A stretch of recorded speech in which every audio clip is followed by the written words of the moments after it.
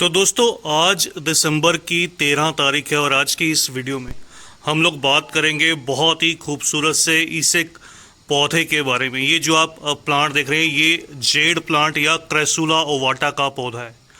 मैंने बहुत बार पहले भी अपनी वीडियोस में शेयर किया है कि अगर आप ओरिजिनल क्रेसुला ओवाटा को या जेड प्लांट को ढूंढ रहे हैं तो वो ये पौधा रहता है। इस तरह से इसकी जो पत्तियां हैं वो थोड़ी सी बड़ी बड़ी रहती हैं, लंबी पत्तियां रहती हैं।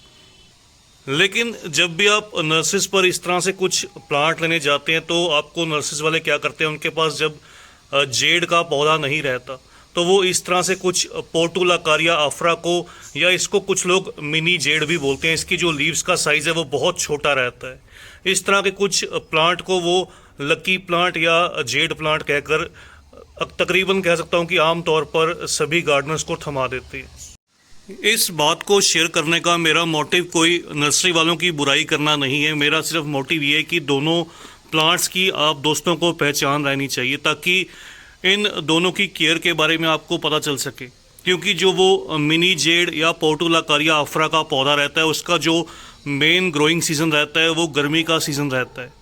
गर्मी के मौसम में वो पौधा बहुत तेज़ी से ग्रो करता है, लेकिन सर्दी के समय में वो रेस्ट पीरियड या डोरमेंसी के समय पर रहता है। लेकिन अगर बात करें इस पौधे की, क्रेसुला ओवाटा की, जो ओरिजिनल जेड प्लांट है, इस पौधे का जो ग्रोइंग सीज़न रहता है वो मॉनसून के बाद का रहता है, जब सर्दी की शुरुआत होने लगती है। हाई ह्यूमिडिटी हालांकि इस पौधे को पसंद नहीं रहती, लेकिन पोर्टुलाकारिया अफ्रा या मिनी जेड को हाई ह्यूमिडिटी बहुत ज़्यादा पसंद रहती है। तो आज की इस वीडियो में इस पौधे की जो सर्दियों के मौसम में खास देखभाल है, किस तरह से इसकी अच्छी ग्रोथ सर्दी के मौसम में ली जा सकती है, कौन सा फर्टिलाइज़र इस पौधे के लिए सही रहता है, ये सब शेयर करूंगा। सबसे पहले आपको बताना चाहूँगा ये मेरा वही प्लांट है जेड का जो मैं आज से 45 दिन पहले 45 डेज़ पहले लेकर आया था नर्सरी से। ये पौधा मुझे 70 रुपीज़ में, या कह सकता हूँ कि विद पोट 100 रुपीज़ में मिला था। गमले के साथ था उस समय पर। ये जो पौधा था ये विदाउट ड्रेनेज होल ग्रो किया गया था और इस पौधे को मैंने रीपोर्ट किया था। इसकी पुरानी सभी की सभी जो मिट्टी है वो निकाल दी थी और इस एक मिट्टी के 8 इंच के गमले में इस पौधे को जो है वो रीपोर्ट कर दिया था। जिन्होंने वो वीडियो नहीं देखा उस वीडियो का जो लिंक है वो आपको डिस्क्रिप्शन बॉक्स में दे दूंगा। आप इसकी रिपोर्टिंग किस तरह से की जाती है ये वहाँ से आप पूरा देख लीजिएगा, कौन सा सॉयल मिक्स इस प्लांट के लिए बहुत अच्छा रहता है। तो ठीक 45 दिन के बाद इस पौधे ने अपनी इस समय पर जो नई ग्रोथ है वो बहुत अच्छे से स्टार्ट कर दी है। जैसे मैंने आपको उस दिन भी बताया था कि इस प्लांट को अच्छी सनलाइट चाहिए होती है सर्दी के मौसम में। जब सर्दी का समय रहता है आप इस पौधे को अच्छी धूप दीजिए, कम से कम भी 4 से 6 घंटे की धूप। आप नोटिस करेंगे कुछ इस तरह से इसकी जो लीव्स का कलर है वो टोटली ग्रीन से कुछ रेडिश कलर में आ जाएगा। तो ये एक साइन है कि पौधा बहुत अच्छे से, बहुत हेल्दी से ग्रोथ कर रहा है। बहुत से कमेंट्स आते हैं कि ये जो प्लांट है हमारे पास अच्छे से ग्रो नहीं करता, अच्छे से सर्वाइव नहीं करता, इसका क्या रीज़न रहता है। तो मैं ये बात शेयर करना चाहूँगा कि इस पौधे का जो ख़राब होने का या सर्वाइव ना करने का जो एक मात्र रीज़न रहता है, एक कॉमन रीज़न रहता है, वो रहता है फंगस। या तो इसको फंगस 2 रीज़न से होता है। अगर आप मिट्टी के अंदर ओवर वाटरिंग करेंगे, बहुत ज़्यादा पानी देने लगेंगे तो ये पौधा बहुत जल्दी रूट रॉट का शिकार हो जाएगा। ऐसे कुछ एक सक्कुलेंट पौधों को पानी तभी दिया जाता है जब मिट्टी पूरी तरह से अंदर तक आपको ड्राई दिखे। आप हमेशा चेक कर देखिए, अंदर हाथ लगा कर देखिए, जब मिट्टी पूरी तरह से अंदर से ड्राई दिखे, आपको कम से कम भी 3 से 4 इंच ड्राई, तभी इन प्लांट्स को पानी दीजिए। और पानी जब देना है तो अच्छी तरह से देना है ताकि पानी जो है वो ड्रेन होल से बाहर निकल जाए। अच्छे से वाटरिंग कीजिए।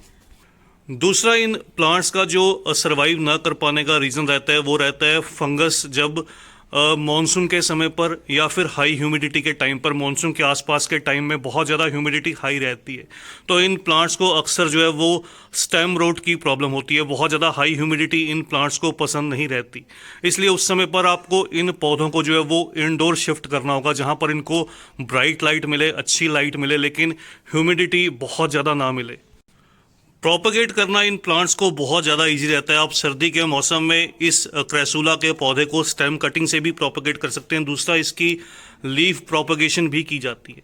ये देखिए, इस तरह से जब इसकी लीफ है वो थोड़ी सी कॉर्नर से जहाँ से इसको रिमूव करते हैं वो ड्राई होने लगे, आप इसको इस तरह से मिट्टी के ऊपर प्लेस कर दीजिए। और ये देखिए इसका आपको एक जो स्प्राउट है छोटा सा वो नज़र आएगा। 15 से 20 दिन के अंदर इस तरह से इसकी जो स्प्राउटिंग है वो होने लगती है। तो इस तरह से इसकी जो लीफ प्रोपगेशन है वो की जाती है। अगर आपको पौधे के अंदर एक चीज़ नोटिस करने को मिले, आपके जो लीव्स हैं उसके अंदर बहुत ज़्यादा डिफरेंस रहे, कह सकता हूँ कि नोड जो है वो बहुत दूरी पर रहे, इस तरह से पास पास में लीव्स ना रहें, तो इसका एकमात्र रीज़न रहता है, एक कॉमन जो रीज़न रहता है वो रहता है सनलाइट या ब्राइट लाइट की कमी। इसलिए अगर आप इन पौधों को घना या बुशी देखना चाहते हैं, अच्छी ग्रोथ देखना चाहते हैं, तो इन पौधों को जैसे मैंने बताया कम से कम भी 4 घंटे की सूरज की रोशनी जरूर दीजिए। अब बात करते हैं इसके खास फर्टिलाइज़र को लेकर, कौन सा फर्टिलाइज़र इन पौधों के लिए बहुत अच्छा रहता है। ऐसे कुछ पौधों को हल्की सी जो एसिडिक सॉइल है वो पसंद रहती है, और nitrogen rich fertiliser in plants को बहुत पसंद रहता है। नाइट्रोजन इनका फेवरेट फूड कह सकते हैं। हाई नाइट्रोजन के लिए आप इन प्लांट्स को इस तरह से कुछ चाय की जो पत्ती रहती है वो फ्रेश या फिर यूज्ड चाय की पत्ती, अगर आप फ्रेश चाय की पत्ती यूज़ कर रहे हैं तो इस तरह से हाफ स्पून बिल्कुल साइड पर पोट की इस तरह से डाल दीजिए। इससे आपको जो रिज़ल्ट है प्लांट की ग्रोथ में बहुत ही अच्छा देखने को मिलेगा। अगर आप यूज्ड चाय की पत्ती यूज़ कर रहे हैं तो उसका 1 स्पून।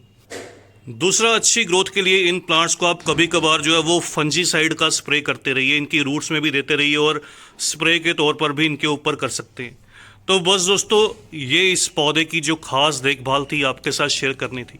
फिर किस दिन मिलते हैं किसी और नए टॉपिक के साथ, किसी और नई वीडियो के साथ। तब तक के लिए bye, happy gardening, take care.